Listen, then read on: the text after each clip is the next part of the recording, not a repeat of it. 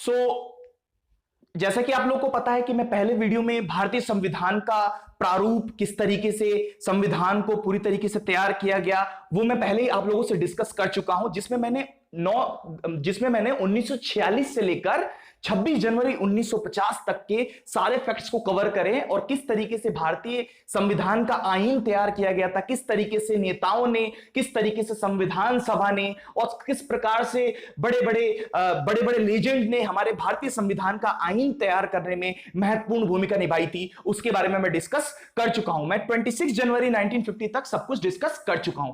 आज की वीडियो में मेरा टॉपिक है, पहले तो मैं आपको थोड़ा सा सोर्स ऑफ इंडियन कॉन्स्टिट्यूशन के बारे में मैं पॉइंट्स डिस्कस करूंगा, लेकिन आज जो मेरा मेन जो टॉपिक होगा वो मैं 1915 से लेकर 1946 तक, इट मींस 1915 से लेकर 1946 के बीच में जितने भी इंसिडेंट हुए थे, जो कहीं ना कहीं डायरेक्टली और इनडायरेक्टली फॉर्म से भारतीय संविधान के प्रारूप में योगदान देते हैं। जैसे 1915 के बाद मैं 1946 तक के हर एक फैक्ट्स को डिस्कस करूंगा जो बहुत ज्यादा इंपॉर्टेंट है और आपको उन सब के बारे में जानना चाहिए। हालांकि पहले मैं आपको यहां पे सोर्सेस ऑफ इंडियन कॉन्स्टिट्यूशन के पॉइंट बता देता हूं जो बहुत इंपॉर्टेंट है और आपको अच्छी तरीके से पता है इन शॉर्ट में, बट मेरा आज का जो टॉपिक होगा वो 1915 से 1946 तक अच्छी तरीके से कवर करूंगा। तो सोर्सेस ऑफ इंडियन कॉन्स्टिट्यूशन में सबसे पहला आपको सोर्सेस ऑफ इंडियन कॉन्स्टिट्यूशन आपको देखना है, तो सबसे पहला आपको जो कवर करना है वो क्या कवर करना है, Indian council act, Indian council act 1861। यह पहला ऐसा एक्ट था जहां पर इंडियंस को, जहां पे भारतीयों को लेजिस्लेचर में लॉ बनाने का मौका दिया गया था। दूसरा आपका हो गया गवर्नमेंट ऑफ इंडिया एक्ट 1909, जिसको हम मिंटो मॉर्ले रिफॉर्म्स के नाम से भी जानते थे। Minto governor general, Morley secretary of the state. तो इन्होंने अपने नाम पर ये गवर्नमेंट ऑफ इंडिया एक्ट 1909 का फॉर्मेशन दिया था। इसमें बेसिकली 16 भारतीयों को मौका दिया गया था कि आप कानून बना सकते हैं। जो तीसरा जो आपका सबसे इंपॉर्टेंट है वो क्या, आपका तीसरा जो आपका सबसे इंपॉर्टेंट है वो है आपका गवर्नमेंट ऑफ इंडिया एक्ट 1919, जिसको हम बोलते हैं मॉन्टेग्यू चेम्सफोर्ड रिफॉर्म। यह भी आपका बहुत ज्यादा इंपॉर्टेंट है। मॉन्टेग्यू चेम्सफोर्ड रिफॉर्म बहुत ज्यादा इंपॉर्टेंट है आपका। इसमें क्या है बेसिकली कि इसमें संख्या बढ़ा दी गई थी, क्वांटिटी बढ़ा दी गई थी लोगों की, और इसमें बेसिकली 60 लोगों को कर दिया गया था। नेक्स्ट आपका है जो सबसे ज्यादा इंपॉर्टेंट है, गवर्नमेंट ऑफ इंडिया एक्ट 1935। भारतीय संविधान का आईन कहीं ना कहीं इस पे आधारित है। सबसे ज्यादा भारतीय संविधान का आईन जो आधारित है वो इस पे आधारित है। एंड लास्ट जो आपका सबसे ज्यादा इंपॉर्टेंट है वो है आपका India independence act 1947।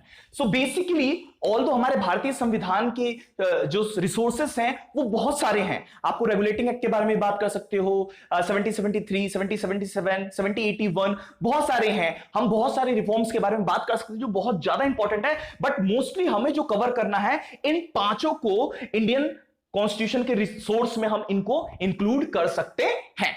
Now further मैं इसको कंटिन्यू करूंगा, तो ये मेरे सोर्सेस हैं जो मैंने आपको नॉर्मल ब्रीफ डिस्कशन आपको सिंपल वे में बता दिया। अब मेरा जो टॉपिक है 1915 से 1946 तक।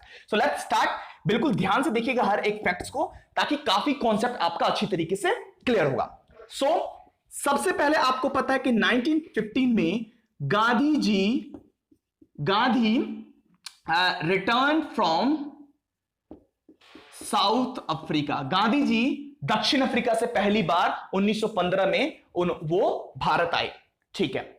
उसके बाद 1916 में उन्होंने पहला आंदोलन किया, पहला जो रिवॉल्यूशन, नेशनल रिवॉल्यूशन जो उन्होंने स्टार्ट किया था, दैट वाज द चंपारण सत्याग्रह।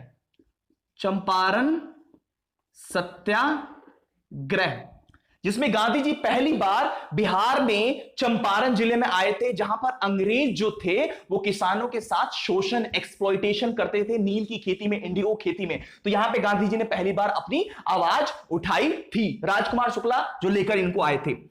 1917 में गांधी जी गुजरात के खेड़ा विलेज में गए, जहां पे किसानों के साथ अत्याचार किया जाता, किसानों को एक्सप्लॉइटेशन किया जाता था ब्रिटिशर्स द्वारा। तो 1917 में गांधी जी कहां गए? गुजरात के खेड़ा गांव में गए। नेक्स्ट 1980 में गांधी जी अहमदाबाद के कॉटन फैक्ट्री में गए, अहमदाबाद के कॉटन फैक्ट्री में गए जहां पे कर्मचारियों ने हड़ताल कर रखा था, कर्मचारियों ने स्ट्राइक कर रखा था ब्रिटिश गवर्नमेंट के अगेंस्ट, जहां पे उनको सैलरी टाइम पे नहीं दिया जा रहा था।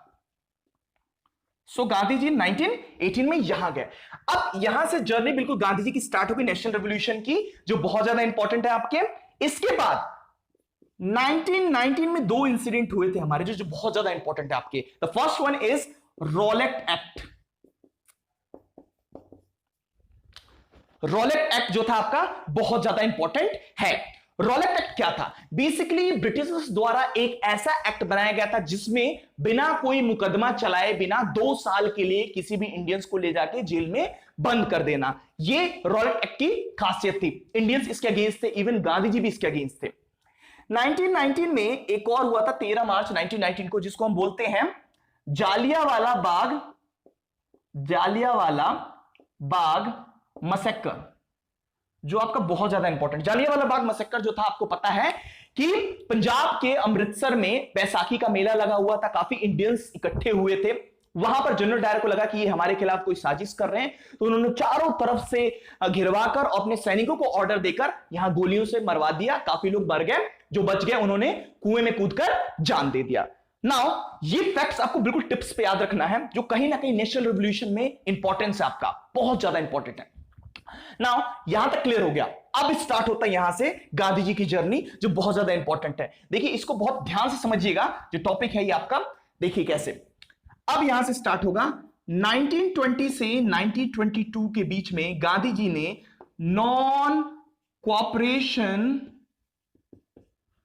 मूवमेंट स्टार्ट किया। नॉन कोऑपरेशन मूवमेंट को हम हिंदी में बोलते हैं असहयोग आंदोलन। अब इस नॉन कोऑपरेशन मूवमेंट की पहली बार जो नींव रखी गई थी 1920 में नागपुर अधिवेशन में, नागपुर कन्वेंशन में पहली बार यह बात की गई थी कि नॉन कोऑपरेशन मूवमेंट को स्टार्ट किया जाएगा, जो गांधी जी ने स्टार्ट किया था। नॉन कोऑपरेशन मूवमेंट जो था आपका ये था ना, नॉन कोऑपरेशन मूवमेंट में हम सरकार का साथ नहीं देंगे, ये था। इसी टाइम पर आपका खिलाफत movement was started, which was started by Ali brothers. खिलाफत मूवमेंट आपका स्टार्ट हुआ था, जो स्टार्ट किया गया था अली ब्रदर्स द्वारा। नाउ अली ब्रदर्स, जिसमें आपको मोहम्मद अली एंड शौकत अली के बारे में बात करना है, जिन्होंने खिलाफत आंदोलन की शुरुआत की थी। नाउ 1922 में एक ऐसी घटना हुई जिसको हम बोलते हैं चौरा चौरी इंसिडेंट। इसमें क्या हुआ था बेसिकली कि 1922 में एक फेयर मेला निकल रहा था, जहां पर क्या हुआ कि गोरखपुर में एक चौरा चौरी विलेज है, जहां से एक जो हिंसक एक रैली जा रही थी, वो कहीं ना कहीं पूरी तरीके से बहुत मतलब एक तरीके से ये हुआ कि उसमें एक हिंसक भड़काव हुआ, जिसकी वजह से क्या हुआ कि वहां पर चौरा चौरी में स्थित जो पुलिस स्टेशन था उसको पूरी तरीके से जला दिया गया, जिसमें काफी लगभग 22 पुलिसकर्मी इसमें मारे गए थे। 22 पुलिसकर्मी मारे गए थे। इसको देखकर गांधी जी ने नॉन कोऑपरेशन मूवमेंट को तुरंत रोक दिया। नॉन कोऑपरेशन मूवमेंट को इस इंसिडेंट के बाद गांधी जी ने रोक दिया, और उन्होंने ये कहा कि मैं कुछ भी काम वायलेंस नहीं करना चाहता, मैं रेवोल्यूशन जो आंदोलन करना चाहता हूं वो नॉन वायलेंस करना चाहता हूं, मैं हिंसक नहीं करना चाहता, मैं अहिंसक करना चाहता हूं। सो ये 1922 तक आपका इंपॉर्टेंट हो गया।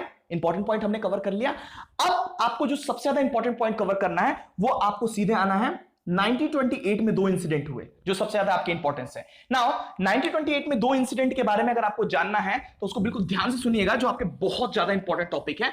उसके बाद मोस्ट प्रोबेबली 1928 में दो इंसिडेंट हुए थे। द फर्स्ट वन इज, एक रिपोर्ट बनी थी जिसका नाम था नेहरू रिपोर्ट। इस रिपोर्ट में पहली बार हम लोगों ने किस चीज की मांग की थी? पूर्ण स्वराज। नेहरू रिपोर्ट में पहली बार पूर्ण मतलब पूरी तरीके से, स्वराज मतलब अपना राज, हमें आजादी चाहिए पूरी तरीके से। इस रिपोर्ट में हमें यह आजादी नहीं मिली। ठीक है, फिर क्या होता है 1928 में ही साइमन कमीशन आता है। साइमन कमीशन आता है जिसको भारत में आने से रोका जाता है, कहा जाता है कि साइमन गो बैक, साइमन तुम वापस जाओ, साइमन तुम वापस जाओ। अब क्या होता है कि फाइनली 26 जनवरी 1930 को हमें पहली बार पूर्ण स्वराज का दर्जा मिल जाता है। हमें पहली बार पूर्ण स्वराज का दर्जा 26 जनवरी 1930 को हमें प्रॉपर तरीके से मिल जाता है। और पहली बार हमने रावी नदी के किनारे पहली बार इंडियन फ्लैग को होस्टिंग की थी, पहली बार स्वतंत्रता का झंडा फहराया था, वो 26 जनवरी 1930 को ही हमने फहराया था। उससे पहले आपको क्या क्या जानना होगा, 1930 में ही गांधी एंड लॉर्ड इरविन के बीच में एक ट्रीटी हुआ जिसमें गांधी जी ने 11 डिमांडें रखी थी। और इसमें एक ये भी डिमांड थी कि रॉलेट एक्ट में जितने लोगों को आपने गिरफ्तार किया है उनको आप छोड़िए। फिर क्या होता है कि 1931 में फर्स्ट राउंड टेबल कॉन्फ्रेंस आता है। उससे पहले फर्स्ट राउंड टेबल कॉन्फ्रेंस से पहले आपको 12 मार्च 1930 में सॉल्ट मार्च, जिसको नमक सत्याग्रह आंदोलन भी कहा जाता है, सविनय अवज्ञा आंदोलन भी कहा जाता है, सॉल्ट मार्च जो था आपका 12 मार्च 1930 को पहली बार गांधी जी 78 वॉलंटियर के साथ में 24 दिन तक 320 किलोमीटर गुजरात के साबरमती आश्रम से लेकर दांडी तक उन्होंने यात्रा करी। और इसका मेन जो उद्देश्य था, जो सॉल्ट मार्च का जो मेन उद्देश्य था, सॉल्ट मार्च का अगर मेन मोटिव देखा जाए तो इसमें यह था कि नमक के ऊपर जो ब्रिटिशर्स ने टैक्सेस लगाए थे, जो कर लगाए थे, उसके खिलाफ गांधी जी ने कहा था कि नमक एक आवश्यक है, ये बहुत इंपॉर्टेंट चीज है जिसपे आप टैक्स नहीं लगा सकते हो। उसके बाद आपके बहुत सारे राउंड टेबल कॉन्फ्रेंसेस हुए थे, लाइक 1932 में एक और राउंड टेबल कॉन्फ्रेंस हुआ, 1931 वाला फेल हो गया आपका राउंड टेबल कॉन्फ्रेंस, जिसमें गांधी जी लंदन गए थे, वहां पे राउंड टेबल कॉन्फ्रेंस फेल हो गया। 1932 में भी राउंड टेबल कॉन्फ्रेंस आपका लगभग देखा जाए तो फेल हो गया। लगभग 4 राउंड टेबल कॉन्फ्रेंस किए गए, काफी फेल हुए, बट कुछ ऐसी चीजें थी जो माननी पड़ी। लास्ट पॉइंट जो आपको इसमें डिस्कस करना है, दैट इज वेरी इंपॉर्टेंट, 1932 में Gandhi and doctor BR Ambedkar के बीच में एक ट्रीटी हुआ था जिसको हम बोलते हैं Poona pact, that was Poona pact. इसमें क्या हुआ था कि पूना के जेल में 1932 में गांधी जी एंड डॉक्टर भीमराव अंबेडकर के बीच में समझौता हुआ था, जिसमें पहली बार 148 लोगों के लिए रिजर्वेशन सीट की मांग की थी। मतलब पहली बार रिजर्वेशन आरक्षण की जो मांग की गई थी वो कब की गई थी, 1932 में पूना पैक्ट समझौते में। सो ये मैंने ये सारी की सारी चीजें कर दी। और पहली बार इंडियन कॉन्स्टिट्यूशन का नाम किसी ने दिया, कॉन्स्टिट्यूशन के बारे में किसी ने आइडिया दिया था, सो 1934 में MN रॉय ने पहली बार दिया था। और मैंने आपको बताया था जब ड्राफ्टिंग कमेटी बताया था तो सर BN राव जो थे वो कॉन्स्टिट्यूशन के एडवाइजर थे, कॉन्स्टिट्यूशनल अमेंडमेंट के एडवाइजर थे। सो ये ओवरऑल हमारा टॉपिक है। उम्मीद है, मुझे लगता है कि मैंने सारे फैक्ट्स आपको टिप्स पे क्लियर कर दिए जो आपको जानना चाहिए, जो कहीं ना कहीं इंपॉर्टेंस रोल करते हैं। और उसके बाद आपका 1935 गवर्नमेंट ऑफ इंडिया एक्ट आ ही गया था, तो मोस्टली आपको ये सारी चीजें सारी की सारी आपको कवर करनी होगी। उम्मीद है मैं आप लोगों को समझाने में सक्षम हुआ हूं। अगर थोड़ा सा भी आपको मेरा कुछ भी मुझसे ज्ञान मिला हो तो आप मेरे चैनल को लाइक करिए, सब्सक्राइब करिए, कमेंट भी करिए, और कमेंट में ये जरूर लिखिए कि मैं अगला टॉपिक किस सब्जेक्ट के ऊपर बनाऊं। मैं दोबारा बोल रहा हूं, मैं सारे टॉपिक कवर करूंगा, मैं लॉ के टॉपिक भी कवर करूंगा, मैं सारे subject CRPC, IPC, evidence, administrative law, human rights, IPR, tax law, मैं एवरीथिंग हर एक टॉपिक कवर करूंगा। बस आप मुझे कमेंट में लिखिए, मुझे अप्रिशिएशन कीजिए, प्रोत्साहन कीजिए, क्योंकि आपके लाइक, शेयर, कमेंट और प्रोत्साहन से हो सकता है कि मुझे और ज्यादा इंकरेज मिले और मैं अच्छी अच्छी वीडियो बनाऊं ताकि आप लोगों के लिए हेल्पफुल हो। धन्यवाद, मिलते हैं नेक्स्ट वीडियो में, नेक्स्ट टॉपिक में। धन्यवाद।